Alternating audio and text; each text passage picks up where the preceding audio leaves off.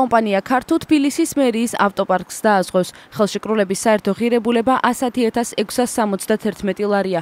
აღნიშნულ ტენდერში კომპანიამ მიმდინარე წლის იანვრის დასაწყისში გაიმარჯვა. სადაზღვევო კომპანიის 82%-ზე მეც ბანკი ქართუ ფლობს, დაახლოებით 18%-ს კი კომპანია Ringlond Finance Limited, რომელიც ოფშორულ ზონაში ვირჯინიის კუნძულებზეა დარეგისტრირებული. სახელმწიფო შესყიდვების სააგენტოზე განთავსებული ინფორმაციის თანახმად, გამარტივებული ელექტრონული ტენდერი 2014 წლის 31 დეკემბერს დაახლოებით 6 საათზე გამოცხადდა და წინადადების მიღება 9 იანვარს დასრულდა.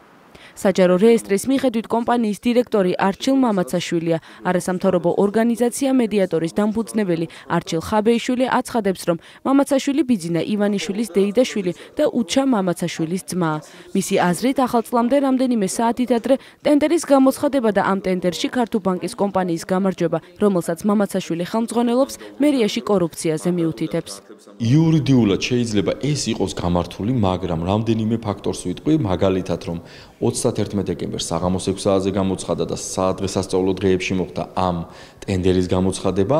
მეორე, რომ ამ კომპანიას ხელმძღვანელობს არჩილ მამაცაშვილი, უჩა მამაცაშვილის ძმა, რომელიც პირდაპირ კავშირშია ბიძინა ივანიშვილთან და მესამე, რომ ამ კომპანიას არანაირი გამოცდილება არ ჰქონდა მანამდე ამ მიმართულებით მუშაობის. ეჭვი არსებობს, რომ ეს იყო პირდაპირ გარიგებული და იმ კომპანიებს, რომელიც მონაწილეობას ღებულობდნენ ამ ტენდერში, უბრალოდ არ მიეცათ საშუალება იმის, რომ თავისუფალ სივრცეში, ესე ვთქვათ, ევაჭრათ და თავისი პირობები შეეთავაზებინათ.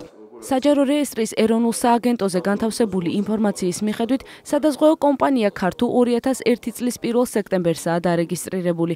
არჩილ ხაბეიშვილი ტაბულასთან აღნიშნავს, რომ ამ კომპანიას 2012 წლამდე ტენდერებში მონაწილეობა არ მიუღია. ბოლო 2 წელია კი სხვადასხვა საჯარო უწყებას ემსახურება, მათ შორის განათლების, იუსტიციის, სოფლის მეურნეობის, ენერგეტიკის, ფინანსთა სამინისტროებსა და ამ სამინისტროებთან არსებულ სიპებს.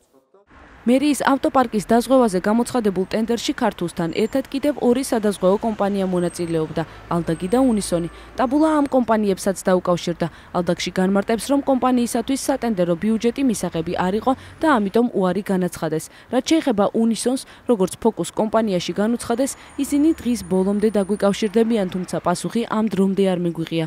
კორუფციული გარიგების ალბათობაზე საუბრობს თბილისის მერის ყოფილი მოადგილე და დედაქალაქის საკრებულოს ამჟამინდელი წევრი ირაკლი აბესაძეც. თბილისის მერიაში კონტრაქტების გაფორმება ხდება ქართულ ოცნებასთან დაკავშირებულ პირებთან. როდესაც საუბრობთ ტენდერში გამარჯვებაზე, შეუძლებელია ამტკიცო რაიმე უკანონო გარიგებაზე, თუ კი კვლავ შინაგან საქმეთა სამინისტრო არ იყო ჩაღებს, როგორც ეს ზედამხედველობის სამსახურის შემთხვევაში მოხდა, თუმცა ძალიან საეჭვოა, როდესაც იმარჯვებს ქართულ დაზღვევა მანქანების დაზღვევაში, ასევე ალბათ რამდენიმე თვეში ჩვენ ვნახავთ, რომ საბანკო მომსახურეობაზე გადავა ქართულ ბანკში.